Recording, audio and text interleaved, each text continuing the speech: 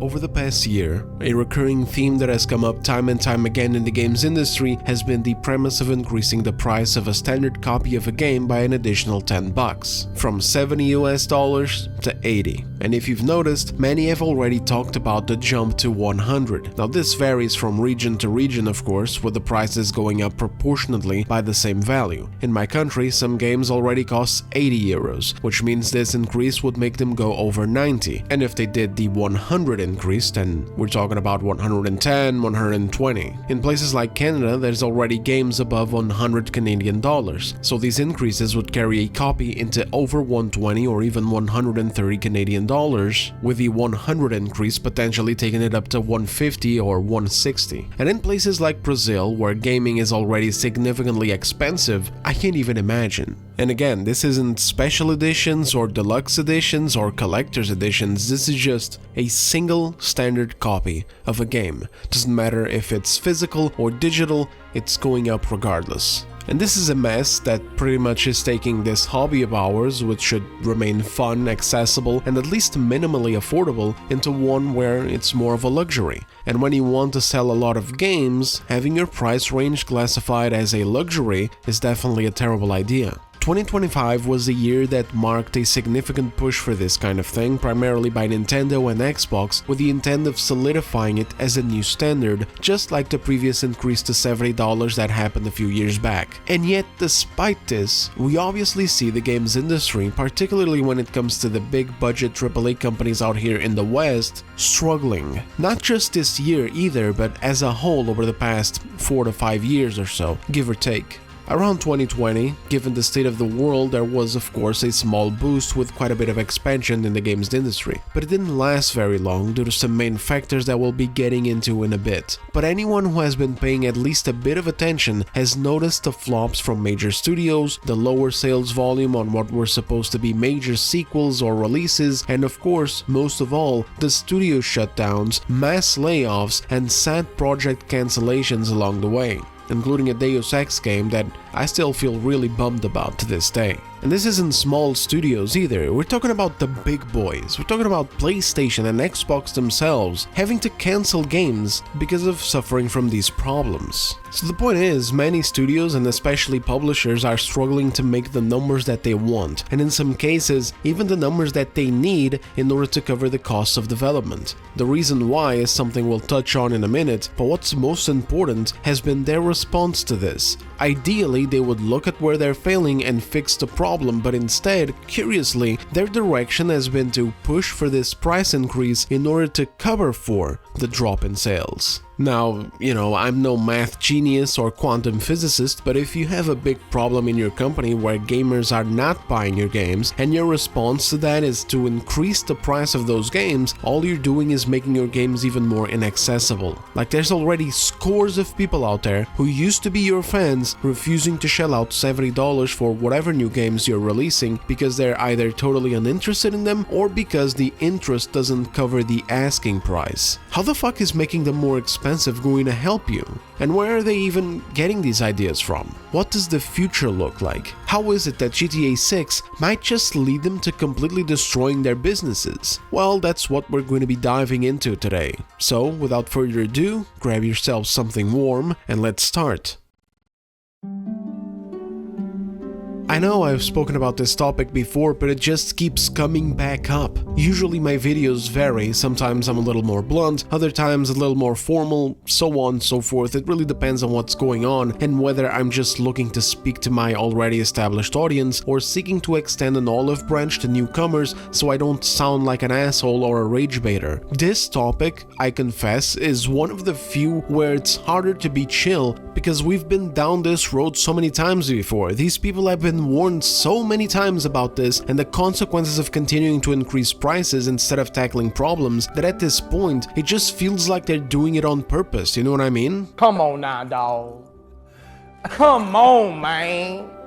but I'll be reasonable regardless. This latest dive into this delusional mindset comes from a DiGCliff published article where ex-Call of Duty multiplayer creative director Greg Rydorf, whatever, expressed that $100 games are going to happen. It's not a question of if, it's a question of when, and everyone in the industry is waiting to pull that trigger. They just don't want to be the first ones to do it. So all publishers just keep waiting for that wave to come, same as it happened way back in 2020 or 2021. And this was in an interview with Esports Pets where the theme was the imminent release of GTA 6 and the impacts that it's going to have in the industry. So in other words, they are relying on that old rumor that GTA 6 will be $100 to be true, and for that to be the wave that other publishers try to catch in order to raise their prices too. Now, it would be very easy to sit here and say that these people want to raise their prices because of greed, and it wouldn't even be that far off the mark from any of them, but in the interest of being reasonable and exploring things a bit deeper, there's one other thing that they have preached about before as a justification for why we are choosing not to buy their games, which is impacting their financials. And it's a thing that has been mentioned before by Ubisoft, where they used it as an excuse as to why their games are falling flat on their faces. You might remember this from just a few weeks ago, maybe a couple of months, where they made the claim that gamers just aren't buying video games like they used to anymore. That there's been some kind of shift and now the industry just doesn't work the way it always has. Fellas, we just don't buy games like we used to. Just suddenly, out of nowhere, 2025 or 2024, the past couple of years just came along, and we just, stopped buying video games. We don't want them anymore, apparently. Of course, this never takes into account whenever a really good game comes out and everyone rushes off to buy it, because that's inconvenient information for them. It couldn't possibly be that Ubisoft is just making terrible games. No, it couldn't possibly be that. That's absolutely inconceivable, preposterous even. What are you, Down syndrome?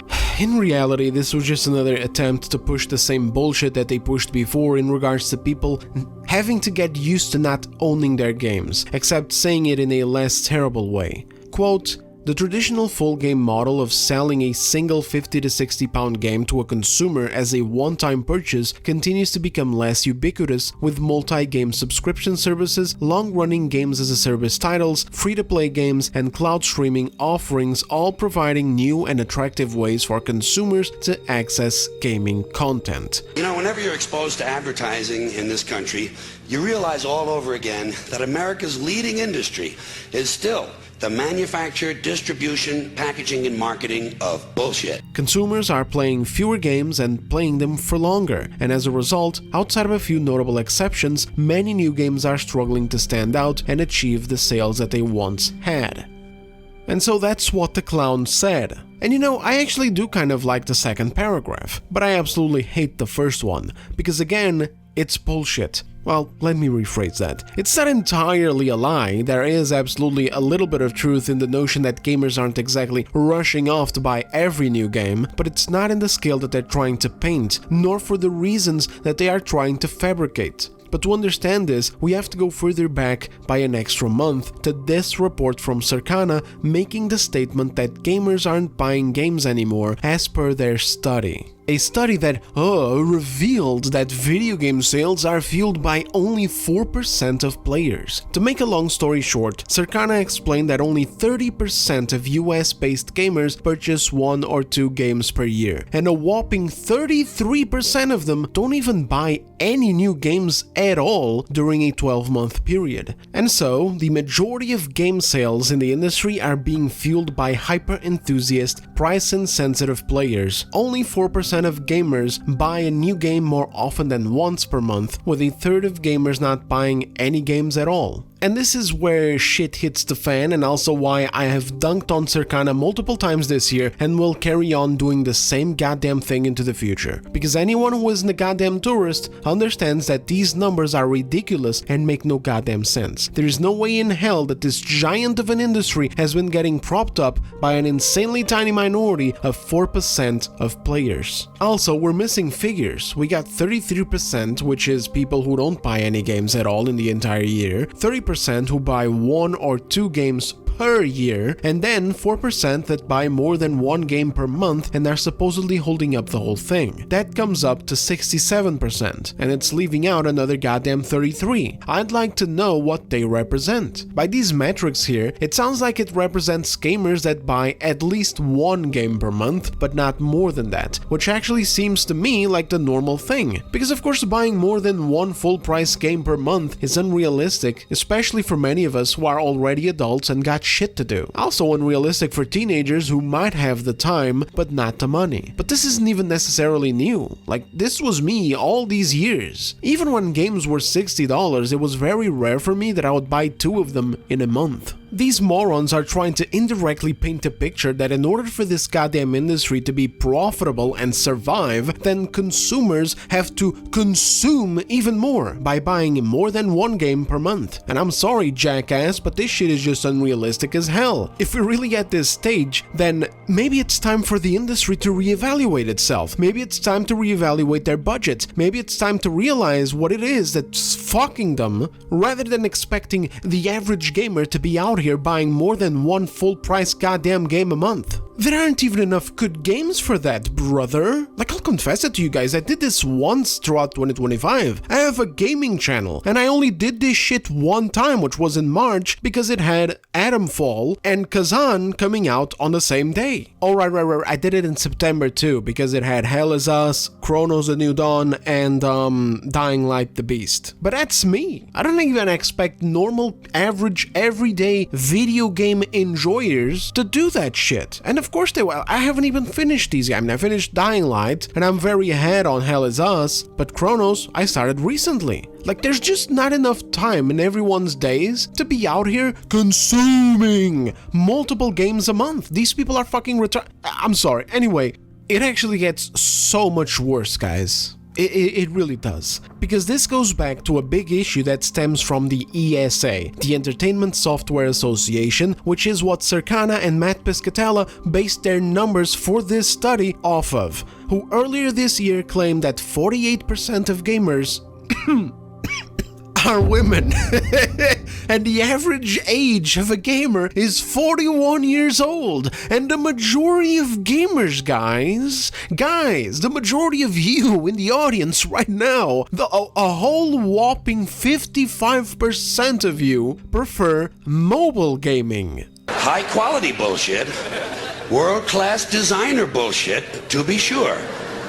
So there you go, these morons are taking all the iPad babies and the Candy Crush moms out there and labeling them as fucking gamers. Again, I'm sorry, I want to be reasonable, I don't want to use too much cuss words on this video, I want to extend an olive branch and present this formally. But man, this is just annoying. This is so annoying. Like, you can't take these studies, you can't take studies like these and put them out there where this data is goddamn hidden. And by the way, it is hidden. Matt Piscatella references it, but the articles, all the articles that are going to go and get Matt Piscatella's bullshit and then write fucking pieces like this are never going to list them. The Ubisoft moron doesn't either, and the reason why is because they're not even interested in the data itself and what it says. What they're interested in is what they can use the data for, the narrative that it can push out there, which is one that allows these companies to substantiate their greed-fueled decisions to end game ownership and go full subscription-based and digital-based. If they can pretend like people like us who are actually buying video games don't exist anymore, then they can move forward with their destructive fucking plans. And in a way, I actually want them to. In a way, I don't even care whether they fix it or not. In a way, I just don't care anymore. If they want to go down this destructive road, then go down the destructive road. Ruin yourselves. Increase those game prices and go out of business. More will come to replace you very soon. But what I will not stand for is lies that misrepresent reality, especially when those lies are coming from games media and supposed gold standard analysts who we're supposed to listen to. Hospital-tested, clinically proven bullshit, but bullshit nonetheless. Sorry guys, back to the point. You can't take studies like these and put them out there in reference to our games industry. The actual games industry. Not the goddamn mobile games or the Play Store or the Apple Store or whatever the fuck. That exists separately. It's not what people refer to as the games industry. What this nonsense does is it takes even my mother, who happens to have a couple of mobile games on her phone for her grandchildren, and it labels her as a certified gamer. Alright, rush B. Sounds good. Oh, Corey, we got a stupid dumb fucking sandwich maker on our Might team. as well give up. I mean, you're stuck with me for the rest of the game, so you might as well be nice. Sure? Fucking ready. Put money on it. Later. My mom doesn't even know how to say PlayStation, bro. She's never touched a controller. This practice of doing this shit to drive forward fake numbers in regards to demographics is downright fraudulent, and it's all for bullshit reasons too. All this just to be able to say some nonsense like, my games industry is actually split right down the middle between men and women. Pulling out that fake card whenever someone takes notice of how bad games have become due to forcing themselves to try and appeal to women, certain genres at least. Forget actual palpable data, forget actual palpable consequences of studio shutdowns and sales being so damn low that these publishers have to go around doing interviews like this just to cope while canceling future projects. Nah, none of all those palpable things matter. What matters is what some random asshole just said about gaming being equally represented by male and female players. And of course the average age being a whopping 41, and over half of them not even owning a console or a PC. Behold the new edge of gaming, the new audience to appeal to. Fucking Temple Run enjoyers. I don't even know if Temple Run is popular anymore. Jesus Christ. I guess now they must play King Shot. There you go, games industry. There's your new audience. King Shot players. You know what's funniest? Let's say that this whole thing about the 4% is true. Let's say that none of this ESA stuff is in here, you know, boggling the numbers. Let's say that it's true. And indeed, we have 4% of the population who is holding up the entire games industry. And so they know that, right? They know that there's only these 4% of players who are actually buying these games. And yet, instead of trying to cater to them, to get them to buy more games, or perhaps to try and increase that 4%, they're trying to cater to the 96% that fucking doesn't buy anything. This is goddamn rich, fellas, but this isn't even enough. Honestly, I want to call out two more little small poisonous nuggets. First, on behalf of the Ubisoft guy and their little comment about the traditional full game model of selling a game for 50 to 60 pound to a consumer as a one-time purchase not working. Brother, this hasn't been the traditional model for years now. 50 pounds? What are you, stupid or living under a rock? They've gone over 60 pounds, and with tax, they can already reach 70 in some cases. I also hate the wording from the Circana thing, saying that the entire damn industry is held up by these hyper-enthusiast, price-insensitive players. This is delusional. This is held up by actual gamers in that wildly loose demographic. The ones with consoles and PCs that play actual games, and who care about prices. We're not price-insensitive. The price-insensitive people out there are the ones holding up the live service industry by spending thousands of dollars on loot boxes and microtransactions because they're addicted or some shit. I don't know. Addicted!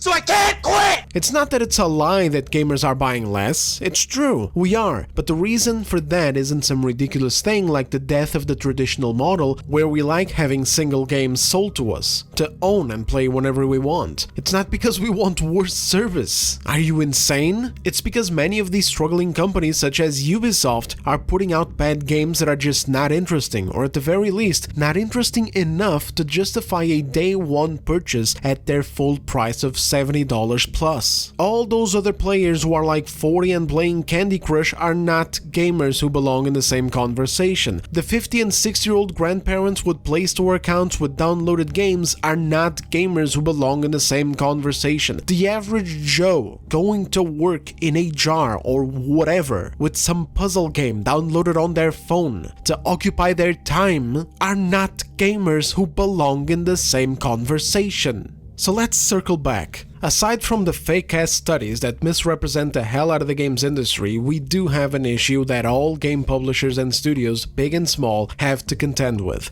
which is volume. There's a lot of games out there now. So far as that goes in that whole Ubisoft statement thing, this is true, just not in the way that they frame it. There are a lot of games out these days, and thankfully more gamers are also going out of their way to look around for alternatives at better prices rather than slurping up the mediocre AAA releases. They're basically recognizing patterns, even when it comes to normies. They're remembering the disappointing releases from before, and they are, hopefully, beginning to watch some gaming channels that shed light on other games that are out there that barely ever get any publicity from games media. Or they're also just browsing through their game libraries to play some old gem that they haven't played in a long time. This is what game companies want to destroy. They want to turn our game libraries into subscription service models where we can only play a selection of games that they intend, including their new shit, while limiting or outright restricting access to older ones. They don't want to sell us games anymore, they want to sell us play sessions, because they hate the fact that we can grab an old game that they released and play it for another 100 or 200 hours without them seeing any extra cent from it.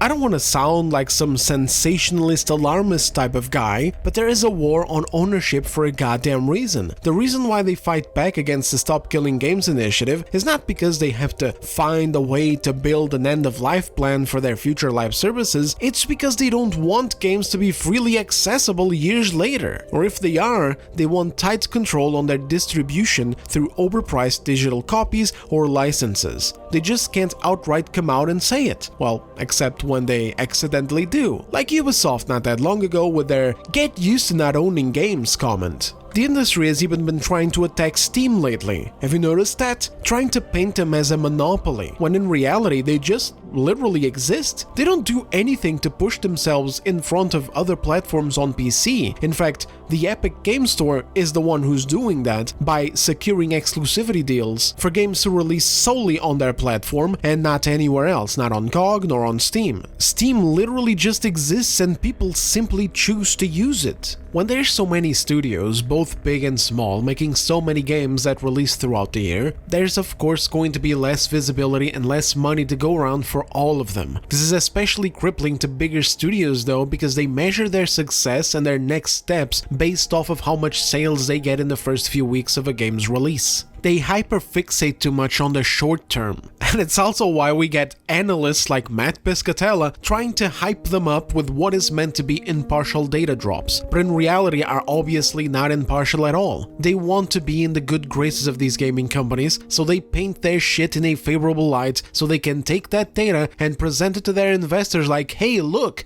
how good we're doing. Even the analysts say so, even when the numbers contradict it. Sometimes ending up with hilarious situations like them trying to pass off Star Wars Outlaws, Dragon Age Veilguard, and Assassin's Creed Shadows as games that were doing really well, when in reality they were completely fucked.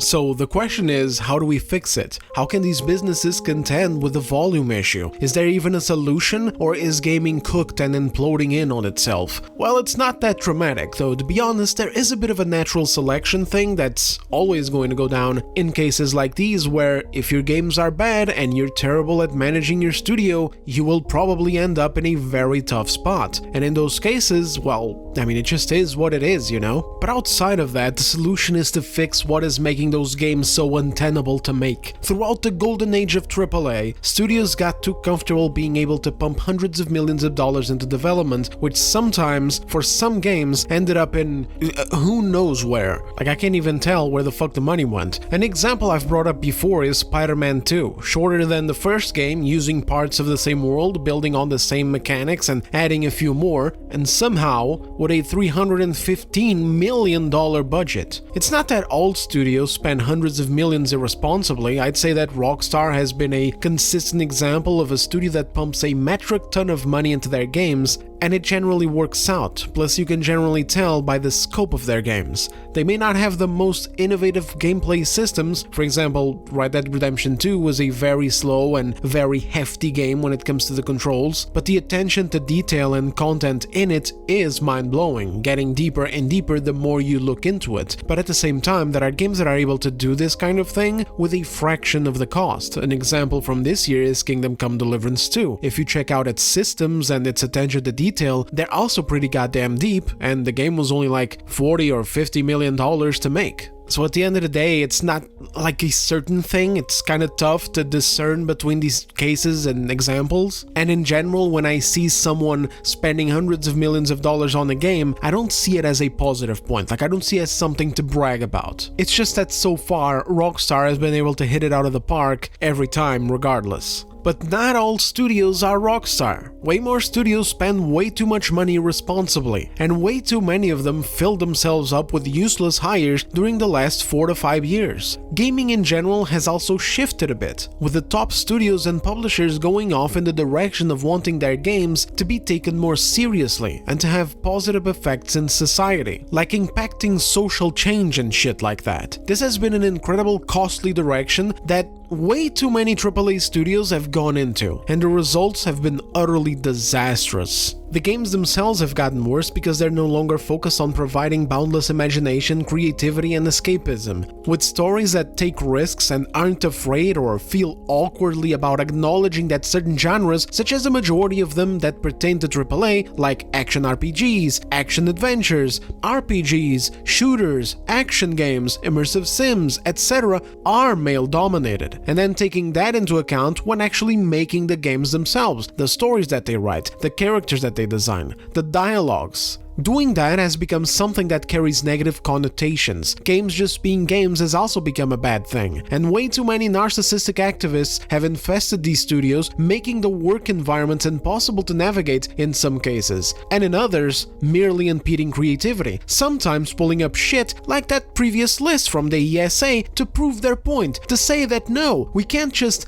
cater to the male audience, we have to cater to the female audience because look, they're 50% of it, when in reality, we know that they aren't. It doesn't mean that they don't exist, it doesn't mean that they don't play these games, they do. Many of them enjoy this kind of thing, but the thing is, they enjoy them because of the way that they were made in the first place, with no filter. And all it means is really that they are just not as present in these genres. They're not as present in them the way that male audiences are not as present in the cozy games genres. It's just that one of these is okay to say, which is the latter, but the former, about female video gamers not being very present in action games, etc., is not okay to say. But back to the solutions. These companies are bloated to kingdom fuck these days. They're bleeding money and they can't even find the source. Hell, a more skeptical mind than mine would even say that they're laundering money, rather than just being destructively incompetent. When it comes to game development, way too much of it is wasted on frivolous shit that nobody asked for, and a hyperfixation on visuals, and not the kind that creates beautiful, artful environments. Instead, it's more about fidelity, tapping into the latest technologies for texturing and lighting and all of this other bullshit, which basically translates to stuff like being able to see a super deeply textured eyeball, like that meme that sometimes goes around from some PlayStation games. And also, of course, with ray tracing. Oh man, you can't forget that ray tracing. Meanwhile, how's the game? Well, the game is just yet another mediocre copy-paste from either their last game or their rival studio's current game. I can't wait for the effortless copy-paste jobs of Expedition 33 that don't understand why so many people took a liking to it. I also can't wait for the effortless copy-paste jobs of Arc Raiders. Somehow, before that though, we're going to be getting copy-paste jobs from Concord. I'm sure that those will go very well. You know what sucks even worse, guys, is that usually I'm not even this abrasive to these things. I don't mind if some studios try to pursue better visual fidelity. Sometimes that's how you push things forward, you know, that's how you push boundaries and create new things, new tools that are then trickled down into smaller studios. Nor do I mind seeing studios taking inspiration from each other's games. You know, within reason, of course. You don't want 20 rip-offs of Fortnite and Overwatch. We already went through that last generation, it didn't work. If you can't beat the original by a significant margin, don't even bother to try, because the players who are playing that game and are like, I don't know, level 600 or some shit, and they have a bunch of cosmetics that they already grinded for or spent money in, you know, they're not going to trade their game for your new one that either plays the same or worse than the ones they just came from. So obviously all of this implies some moderation, but I'm not usually against this kind of stuff. What makes me feel so against it in this video, what makes me come across so visceral when it comes to this right now, is when I am seeing people using it as excuses to lie to us and increase game prices, all so that they can keep making the same goddamn mistakes. But so anyway, in my view, they have two serious options here. They're a bit wide, to be fair, but I think you guys will get it.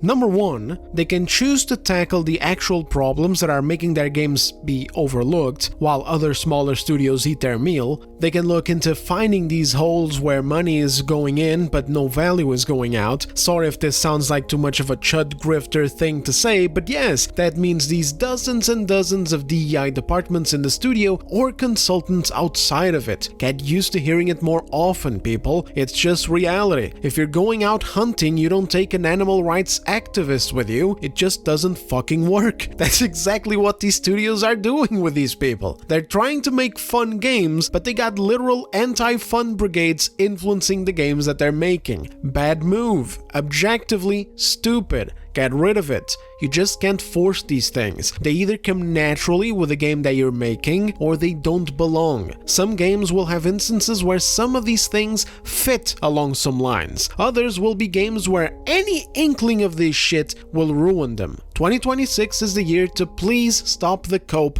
and come into reality. Also, that brings me to another thing. Downsizing. Yup, it sucks to hear it, but it is true. Studios don't need to have thousands of employees. It used to be that a studio would reach into the hundreds and hundreds of staff, sometimes even a full 1,000 or two, but that was because they had multiple teams working on different games, and so we would see a game coming out from these studios every other year, and sequels especially coming out faster. Now, there's even more employees in these places than ever before, but outside of Ubisoft, which pumps out shit every year, other studios are taking 5, 6, 7, sometimes up to 10 whole years to make a single game. Now, again guys, I'm not a world-renowned mathematician nor one of the world's leading experts on astrophysics, but you don't need one to tell you that something isn't computing here. These studios need to downsize into crews of actual game developers. Like, I'm sorry, but there's no way in hell that Ubisoft needs all 20,000 of those employees. Clearly it's not doing them any good. The solution isn't another 20,000 on top of that, it's letting go of at least half of it. This next one is a message for the investors and the other nameless top dogs who reside in the upper echelons of these companies, over in the board of directors. You guys need to step it up and put your foot down to get out-of-touch higher-ups out of the way. There's way too many bosses out there who don't know what the fuck they're doing. They're selling you excuses and lies to maintain their cozy positions while screwing up year after year. Yves Guillemot from Ubisoft is a prime example of this. There's only so much blame that can be attributed to game developers. At some point, you really can't do any better of a job when you got a director or a CEO or whatever leading you and your entire team off of a cliff. But that's way too vague. There's no way to know exactly what is going on and who to attribute the blame to. Fellas, these are people who are up at the top of the industry. They're making millions and millions and millions of dollars. If they're making that much money, they can at the very least do some work to figure this shit out, like it's literally their job. And if they can't do it themselves, then they can hire people who can do it for them. Go behind the scenes, follow some trails of money, study real public perception, not the public perception that liars in the games media like to fucking put out there, and finally come up with a solution. Next, after all of these, downsizings, they need to get those remaining developers to be of quality. Last week we talked about these ridiculous allegations against Larian in which some disgruntled former employees whined about how the hiring process was awful, especially for writers, because they were expected to do interviews and submit test scripts for the studio to evaluate whether or not they would be a good fit for the company. Yeah, that shit. We need more of it across the board. We need more studios doing this. Enough of just hiring any asshole that walks in from the street or that fills one of those aforementioned DEI quotas. And by the way, enough of going to or sending your developers into the Game Developers Conference where all they do is get bombarded with lessons in how to make their games boring as shit with politics. All this shit on screen, we need it out. All of it. This is all poison for your studios and games, especially if you are in AAA handling major franchises. If you're an indie studio or an indie developer like a solo guy or whatever, and you're making like cozy games for the modern audience or whatever, by all means, go ahead, congregate, have some fun, drink some cocktails, learn ways to screw up your game. It doesn't matter. At least the budget is small, and at least the target audience that you're going for is also small. But in the AAA scene, oh brother, this is poison. This is poison mixed with acid. These studios trying to appeal to a mainstream audience need to realize that their mainstream audience is a bunch of dudes, and they need a full shift where they're not ashamed of this identity anymore. When it comes to these big ones working for action, adventure, role-playing, fantasy, sci-fi, apocalypse shit, sports, racing, etc., they can't be ashamed of being mostly composed of dudes. That's just normal demographics at work. They have to destigmatize this, and they have to stop this habit of wanting to force diversity into their studios. Not just their demographics in terms of fan bases, but the very people that compose the studio.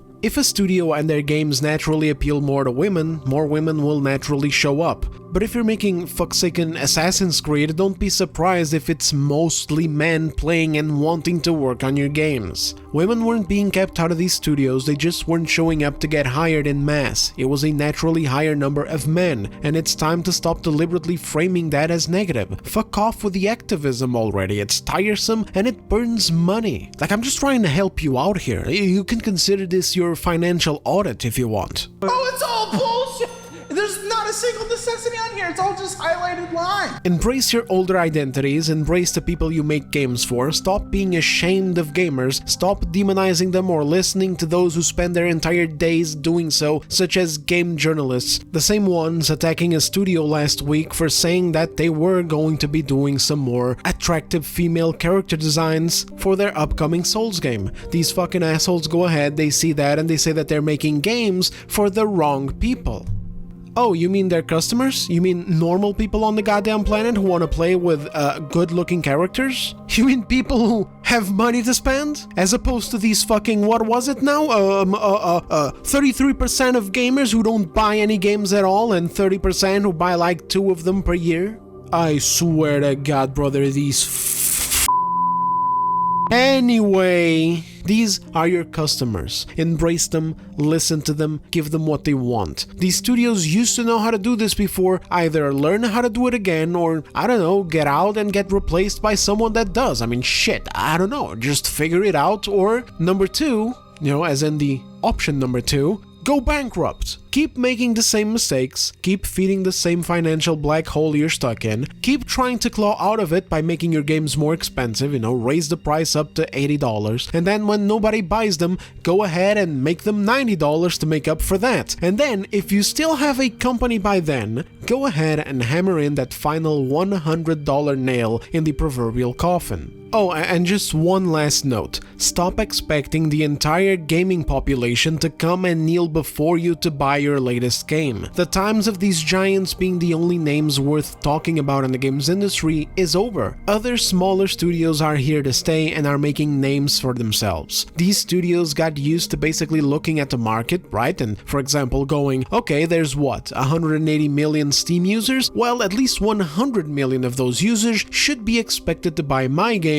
because my game is clearly the best since I got all the gaming outlets and big YouTubers making content about my game, and also I am Electronic Arts, of course, or 2K, or Ubisoft, or Sony, or whatever, and so therefore I am the protagonist of the games industry. Like, no, it's over, brother. These companies have to adopt a new mentality where they are no longer the big cheese. So basically, stop spending like you're the big cheese, and for the love of all things holy, fire all the retards who are poisoning the cheese from the inside. This may sound, dismissive and rude, but it's actually a really important point. These major companies have to legitimately alter their mindset when it comes to how they value the games that they make, or how they frame that value to their investors, and how they process that into future decisions. It can't all come down to how many sales they made in the first couple of weeks. They need to start looking at things with a more long-term lens, and if they can't do that, then they're just cooked. It is what it is. They need to start betting on trust again. If you make a good game and you don't try to screw your players over,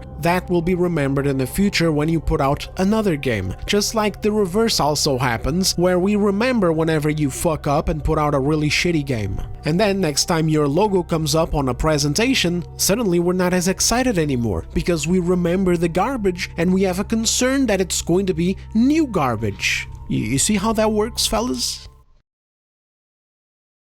One way or another, and now this part is for the homies, don't let them get you to finance their inadequacies. Too many smaller studios are out here proving that good quality games can be made with a fraction of the budgets in out-of-touch AAA or quadruple A mid studios. A lot of money flows through the industry. While it is true that the increase in studios making games impacts each individual studio's earning potential, it is even more true that the retards charging an arm and a leg in this economy are going to be left behind. GTA holds an unrealistic spot. It's almost like a unicorn, held up potentially by a reputation that isn't even real, but carries that effect mostly thanks to normies who remember above all else being kids playing GTA. It's almost like this mythical status in the industry where they are seen as a cut above all others, even though in practice it really isn't that way, and there's plenty of games that we value as highly or even above GTA games. But man, there is just some cultural thing about it that whenever a new one comes out, it connects with newer audiences every single time. Even my nephew plays GTA and he doesn't really play anything else in the AAA realm outside of like Minecraft and stuff like that, which isn't even technically AAA. And I know adult dudes who barely own any games at all, but something they definitely have next to their FIFA copies and like the odd racing game is a copy of GTA 5 as well. So could they hypothetically sell GTA 6 to a lot of people for $100? Sure, maybe. Still not as much as the standard price though. Ain't no way that all these normies are going to jump at a $100 game. Again, the average Joe isn't swimming in money right now. But sure, they could probably still sell a good batch of copies, and the thing that Rockstar has nailed over the years is that they know that their game is going to be evergreen, like GTA 5, so they're not looking to make all of their profits in the first couple of weeks. They know that even 10 years later, when the game is down to like $20 or $30, they're still going to be selling millions of copies per year.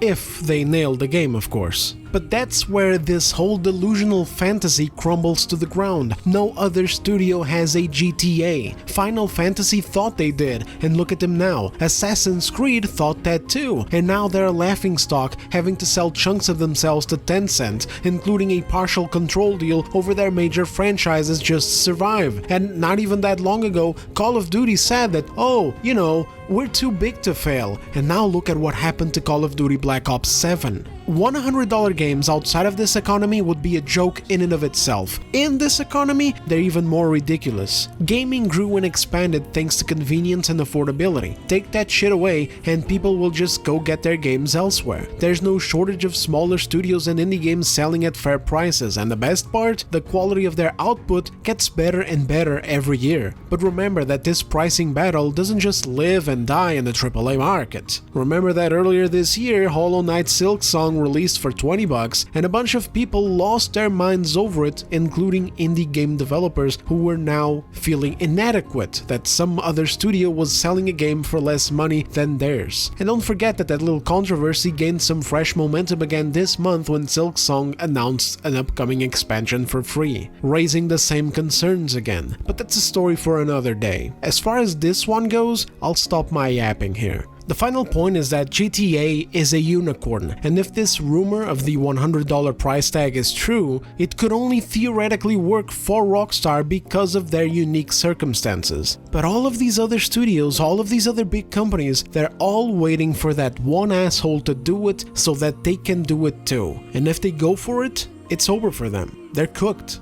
They're going to be having an even harder time than they are right now. And if they're already at a bad spot, I can't even imagine the consequences of this action. But either way, thank you all very much for watching, leave the video a like if you enjoyed it, tell me your thoughts in the comments, and I'll be seeing you guys on the next one, which are likely to be the top 10 or top whatever lists of the games of the year. The best ones and the worst ones, and everything in between. So stay tuned, subscribe if you're new, and I'll see you there. Take care.